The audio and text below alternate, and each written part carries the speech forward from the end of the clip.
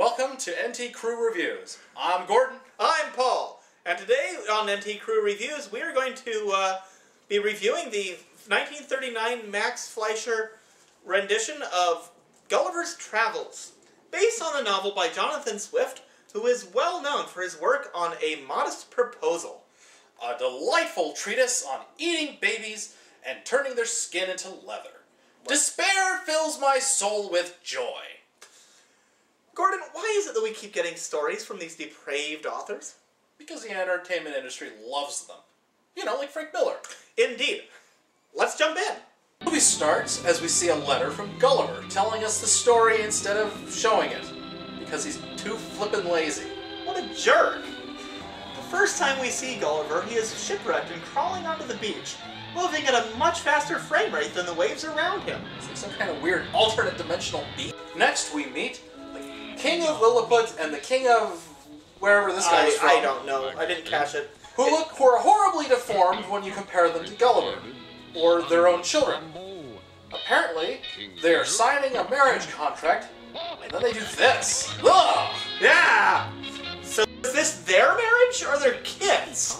Their uncomfortably close relationship breaks down when they can't decide which sappy song they will have for their kid's wedding, and go to war over it.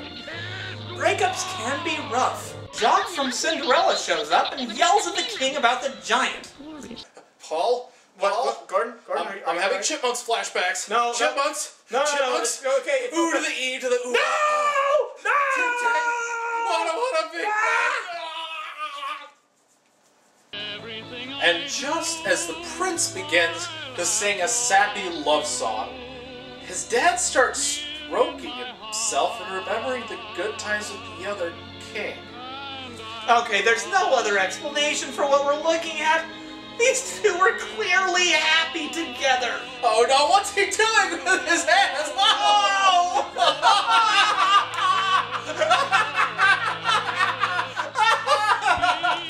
King Butch leaves 3 spies behind, and King Little sends people to check out the giant on the beach, led by Lucky the Leprechaun. Lucky the Leprechaun? Oh! Oh, please, let that be his shirt. Come on, die! I survived. No! So they start tying him up, and how they accomplish this without killing each other is beyond me. This movie reaches the halfway point, and Gulliver is still asleep as they bring him into town. You know, I actually read the book, and if Gulliver does not end up peeing on somebody by the end of this movie, I am going to be mad. I'm going to be really furious. What?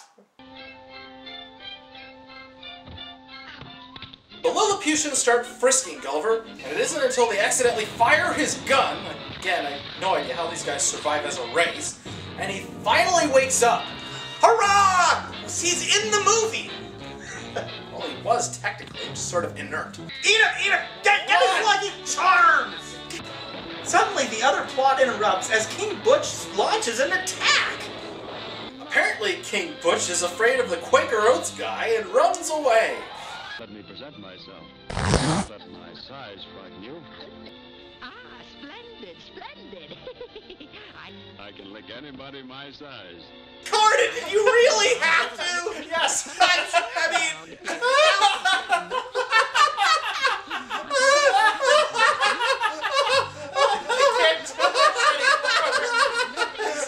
The Lilliputians accept Gulliver into their little society. Little society? Moving on. They throw a parade in his honor going through.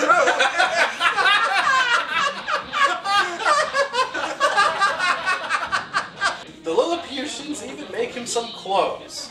Why doesn't he do this himself? Because he's a lazy bum. Heck, he slept through half of his own frickin' film. They sure do love montages in this film. It's a me, Mario! You know, if I was in his position, I'd be going Godzilla by now. I really don't blame you, montage-loving freaks. Meanwhile, in Waterloo... No! You do not refer to that film in my presence, ever. It's up to you to carry this message. The king sends a message to his spies to kill Gulliver. I despise this bird already. Well, maybe it'll die horribly. Gordon, the only thing dying in anytime soon is my soul. So apparently the lazy bum forced him to make him a table, and a beer mug, and beer to put in the mug. He also is channeling Vigo the Carpathian from Ghostbusters 2. Spies aren't generally known for their giant slaying ability. Well, he put the bird in his pants. I'm sure he's suffering. Is that good enough? No. No, it's not. The king starts hitting on Gulliver using song and dance to seduce him. They really should put a railing on that table. The next day, Lucky makes friends with Gulliver by talking entirely in rhyme. Step on him! Step on him! Gulliver finally puts out a fire. And he doesn't use his pee! That's the one thing I expected from this movie. The one thing I wanted to see in this movie was Gulliver peeing on something or on somebody to put a fire out. Do I get it? No! No, I do. So, we get another sappy song that turns into a fight sequence, after which Gulliver steals both sappy singers. They explain the situation off camera about their father's breakup. Gulliver suggests they sing both songs at the same time, which normally doesn't work or makes sense. Lucky intercepts the annoying bird and invasion plans he was carrying, and Lilliput organizes for war. The spies capture Lucky and don't even try to get his lucky charms. Gulliver gathers up the warships, causing unknown numbers of casualties and drags them to shore.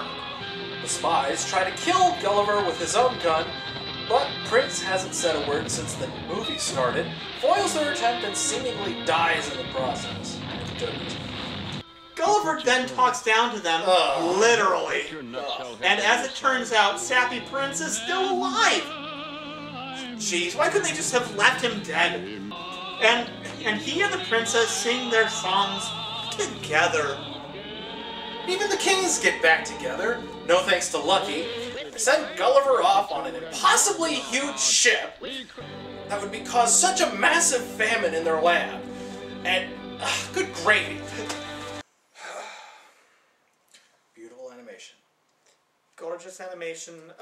Several techniques were pioneered here that were copied and mimicked years and years later, such as the tracing of a human, painting the cells over.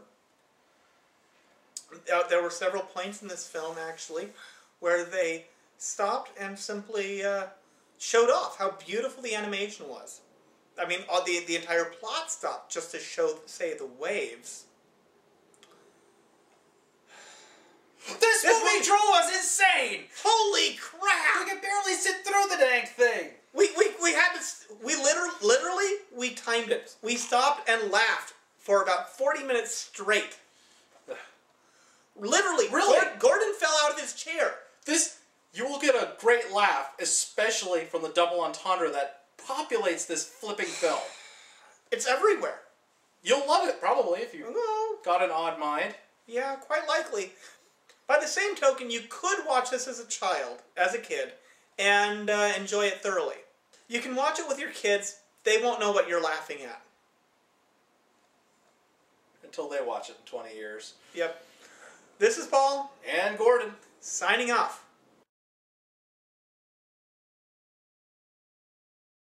To present myself. Don't let my size frighten you. Ah, splendid, splendid. I can lick anybody my size.